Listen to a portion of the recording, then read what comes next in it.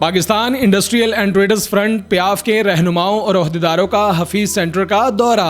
प्याफ के ओहदेदारों ने हफीज सेंटर के ताजरों के साथ इजहार यकजहती करते हुए नुकसान के अजाले और कारोबार की बहाली के लिए हर सतह पर आवाज बुलंद करने की यकीन दहानी करवाई। हफीज सेंटर दौरे की क़यादत चेयरमैन प्याफ मियां नुमान कबीर, साबिक सदर Lahore chamber of commerce Mohammad Ali Mian ने की, जबकि इस मौके पर साबिक सीनियर नायब सदर लाहौर चेंबर अमजद अली जावा, प्याफ के executive members Malik Nadeem, Mudassar Masood, Anees Arshad, chairman Lahore restaurants unity association Aamir Rafi Qureshi भी मौजूद थे। चेयरमैन प्याफ मियां नुमान कबीर और साबिक सदर Lahore chamber of commerce Mohammad Ali Mian की क़यादत में हफीज सेंटर के दौरे के मौके पर प्याफ की क़यादत की जानिब से हफीज सेंटर के ताजरों के साथ दिली हमदर्दी का इजहार किया गया। तकरीब के मौके पर साबिक सदर Lahore chamber of commerce Mohammad Ali Mian का कहना था कि हफीज सेंटर का वाकया एक बड़ा और अफसोसनाक सानिहा है। इस वक्त ताजरों के नुकसान का अजाला और कारोबार की बहाली अव्वलीन तरजीह है, जिसके लिए कोई कसर उठा नहीं रखी जाएगी। तकरीब के मौके पर चेयरमैन प्याफ मियां नुमान कबीर का कहना था कि हफीज सेंटर में कारोबार की बहाली के लिए हुकूमती सतह पर रोजाना की बुनियाद पर अमली इक़दामात का सिलसिला जारी है। इंशाअल्लाह जल्द ताजरों का कारोबार बहाल होगा।